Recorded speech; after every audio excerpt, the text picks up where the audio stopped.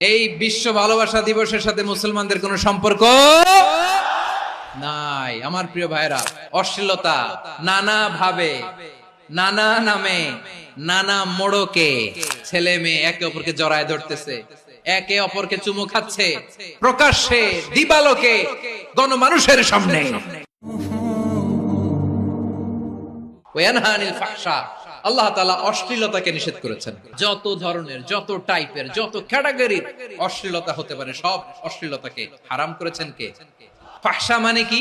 কথায়, কাজে, আচরণে, কমেন্ট, ফেসবুকের কমেন্টসে যত ধরনের নোংরামো আছে, যত ধরনের অশ্লীলতা আছে, এটাকে আরবিতে বলে ফাহশা। রাব্বুল আলামিন বলেন, কুল ইন্নামা হারামা রাব্বিয়াল ফাওয়াহিশা মা যাহারা মিনহা ওয়া মা বাতান। ও নবী, আপনি বলে দেন, আমার রব প্রকাশ্য, অপ্রকাশ্য, স্পষ্ট কিংবা অস্পষ্ট, দৃশ্যমান কিংবা অদৃশ্যমান সব অশ্লীলতাকে হারাম করেছেন। সব ধরনের অশ্লীলতা হারাম। এবার বলেন, আমাদের সমাজে অশ্লীলতা আছে না নাই? অশ্লীলতা নানা ভাবে, নানা নামে, নানা মোড়কে আমাদের সমাজে আছে না নাই? সংস্কৃতির নামে, ফ্যাশনের নামে, বিনোদনের নামে, উপন্যাসের নামে, কনসার্টের নামে অশ্লীলতা আছে না নাই? আপনি দেখেছেন কনসার্ট গুলোর অবস্থা? আমাদের তরুণ তরুণীরা, আমাদের যুবক যুবতীরা, আমাদের জেনজিরা, কি অবস্থা ওইখানে! ছেলে মেয়ে একে অপরকে জড়ায় ধরতেছে, একে অপরকে চুমু খাচ্ছে প্রকাশ্যে, দিবালোকে, গণমানুষের সামনে। রূপালী জগতের নামে অশ্লীলতা আছে না নাই? এই টার্মটা আপনারা জানেন না? রূপালী জগৎ আসলে কি রূপালী জগৎ না অন্ধকার জগৎ? আমার বোনেরা, আপনাদেরকে যে কি বলে তারা বুঝায়, রূপালী জগৎ শুনেই আপনি ভরকে যাবেন না। রূপালী জগতে যে নারী যত বেশি উলঙ্গ, সে নাকি তত বেশি সাহসী। বলে এটা একটা সাহসী নারী, খুব সাহসী পদক্ষেপ তার। যত বেশি শরীর থেকে কাপড় নামাতে পারবে, যত বেশি বস্ত্রহীন হয়ে নিজেকে প্রেজেন্ট করতে পারবে, সে নাকি তত বেশি সাহসী।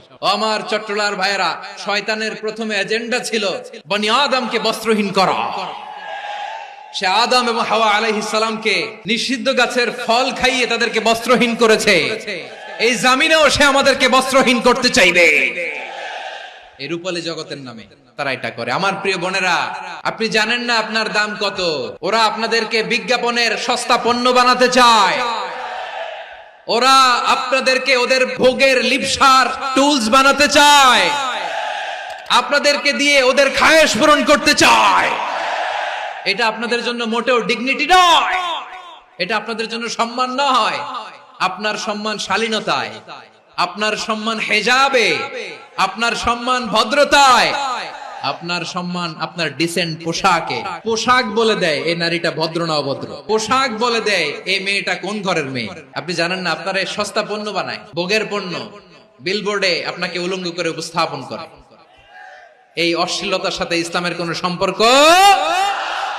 এজন্য আল্লাহ বলেন, আমি অশ্লীলতাকে হারাম করেছি। অশ্লীলতাকে হারাম করার প্রথম কারণ হলো এর মাধ্যমে মানবতাকে অপমানিত করা হয়। কারণ মানুষের সম্মান মানুষের পোশাকে। মানুষ যখন পোশাকহীন হয়ে যায়, বস্ত্রহীন হয়ে যায়, তার সম্মান কমে যায়। ঠিক কিনা? অশ্লীলতাকে হারাম করার প্রথম কারণ হচ্ছে মানুষ মানুষকে অপমান করে। একটা নারী, সে তো সম্মানিত। নারী যে কত সম্মানিত, নারীরা এটা বুঝেই নাই। বিশ্বনবী বলেন, আদ-দুনিয়া কুল্লুহা মাতা ওয়া খায়রু মাতা'আদ দুনিয়া আল মারআতু সালিহা।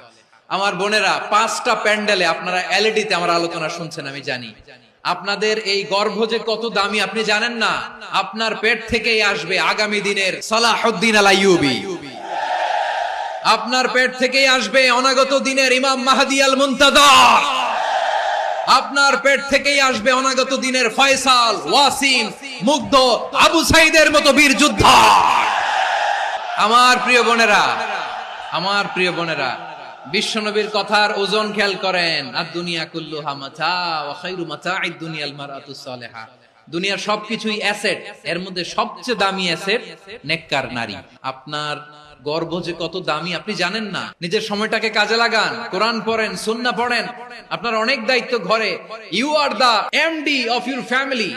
একটা family it's a very big institution. পরিবার একটা অনেক বড় প্রতিষ্ঠান। and you are the MD of your institution, আপনি এই পরিবারের MD, managing director of your family. এখানে আপনার কত দায়িত্ব। আপনি ছেলেমেয়েদেরকে তারবিয়া করবেন, আপনি আপনার স্বামীর জন্য ঘরটারে জান্নাতের নীর বানাবেন, আপনার জন্য জান্নাতের ডুপ্লেক্স বাড়ি ওইখানে তৈরি করে রাখবে কে? আপনি যে কত দামি আপনি জানেন না। নারীদেরকে আল্লাহ বানিয়েছেন উচ্চতর করে, নিম্নতর নয়। নারীদেরকে ছোট্ট জিনিস দিলে এটারে বড় করে দেয়, নারীদেরকে ভ্রূণ দিলে, শুক্রাণু দিলে নারী এটারে বাচ্চা হিসেবে উপহার দেয়, ঠিক কিনা? বিয়ের মাধ্যমে স্বামী যখন তার শুক্রাণু তার স্ত্রীকে উপহার দেয়, স্ত্রী রিটার্নে কি উপহার দেয়? ফুল ফর্ম বেবি, মানব সন্তান। আপনি যদি নারীকে বাজার এনে দেন, নারী এটাকে সুস্বাদু খাবারে রূপান্তর করে দেয়। আপনি তাকে একটা মুচকি হাসি দিয়ে দেন, সে তার কলিজা দিয়ে দেয়। কিন্তু যদি আপনি তার মনে কষ্ট দেন, সে আপনার জীবনকে জাহান্নাম বানায়া দেয়। নারীর মন বুঝতে পারলে নেয়ামত, বুঝতে না পারলে কিয়ামত। আপনাদেরকে যেন ভোগের সস্তা পণ্য বানাতে না পারে, আপনাদেরকে সচেতন থাকতে হবে। তাহলে কেন আল্লাহ তাআলা এই ফাহশা অশ্লীলতাকে হারাম করলেন? 1 নাম্বার, এতে হিউম্যান ডিগনিটি কমে। 2 নাম্বার, এতে মানুষের অধিকার নষ্ট হয়। আপনি বিয়ে করেছেন, এরে পরকিয়া করেন, ওর সাথে এরকম আছে না নাই? স্ত্রীর অধিকার নষ্ট করেছেন। আপনি বিবাহ সম্পর্কে আবদ্ধ হয়েছেন তার সাথে, আপনি পরকিয়া করেন ওই ছেলের সাথে, আপনি আপনার হাজবেন্ডের সাথে বিট্রে করেছেন। এজন্য আল্লাহ অশ্লীলতাকে হারাম করেছেন। অশ্লীলতাকে হারাম করার আরেকটা কারণ হচ্ছে আল্লাহ তাআলা এই হিউম্যান জেনারেশনকে এটাকে প্রিজার্ভ করতে চায়। হিফজুন নাসল, এটা মাকাসিদুশ শরিয়ার অনেক গুরুত্বপূর্ণ একটা মাকাসিদ, অনেক গুরুত্বপূর্ণ। আপনার নাসল, আপনার জেনারেশনকে সংরক্ষণ করা। এই যে আসতেছে ফেব্রুয়ারি, কত ফেব্রুয়ারি জানো? এটা কি বিশ্ব ভালোবাসা দিবস? হ্যাঁ, কি দিবস? এই বিশ্ব ভালোবাসা দিবসের সাথে মুসলমানদের কোনো সম্পর্ক নাই। আমার প্রিয় ভাইরা, এই যে আপনি অবৈধ সম্পর্কে জড়ালেন, কেন আল্লাহ অশ্লীলতাকে হারাম করেছে দেখেন। বলতেছিলাম যে এটা আপনার নাসল, আপনার জেনারেশন, আপনার লিনিয়েজ, আপনার বংশকে প্রিজার্ভ করা। কে কার বাবা, কে কার মা, বাবা মা জানা, প্রজন্মকে প্রিজার্ভ করা, এটা ইসলাম ওয়াজিব করে দিয়েছে। এই যে অবৈধ সম্পর্কের কারণে, বিশ্ব বেহায়া দিবসের কারণে, এগুলোর আউটকাম, আউটপুট হিসেবে মাঝে মাঝে ঢাকা মেডিকেলের ডাস্টবিনে নবজাতকের বাচ্চার কান্নার আওয়াজ শুনতে পাওয়া যায়। চট্টগ্রাম মেডিকেলের ডাস্টবিনে নবজাতকের কান্না শুনতে পাওয়া যায়। বীর চট্টলার মুসলমানেরা বুঝতে পারলে আওয়াজ করে বলেন, এই যে চট্টগ্রাম মেডিকেলে যে নবজাতকটা পাওয়া গেল, ওর বাবাকে আমাকে বলেন, ওর মাকে, ও কোন ফ্যামিলির সন্তান কেউ জানে? আপনি হিউম্যান ডিগনিটিকে অপমান করেছেন না? আপনি তার ভবিষ্যৎকে অন্ধকার করেছেন না? আপনি তার লিনিয়েজকে প্রশ্নবিদ্ধ করে দিয়েছেন না?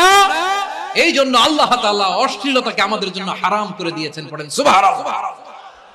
এই জন্য রাব্বুল আলামিন বলেন, কুল ইন্নামা হারামা রাব্বিয়াল ফাওয়াহিশা মা যাহারা মিনহা ওয়া মা বাতান। প্রকাশ্য অপ্রকাশ্য সব অশ্লীলতাকে হারাম ঘোষণা করে দিয়েছে কে?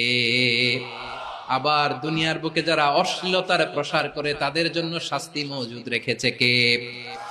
রাব্বুল আলামিন বলেন, ইন্নাল্লাযীনা ইউহিব্বুনা আন তাশিআল ফাহিশাতু ফিল্লাযীনা আমানু লাহুম আযাবুন আলীমুন ফিদ দুনিয়া ওয়াল আখিরাতি ওয়াল্লাহু ইয়ালামু ওয়া আনতুম লা তা'লামুন।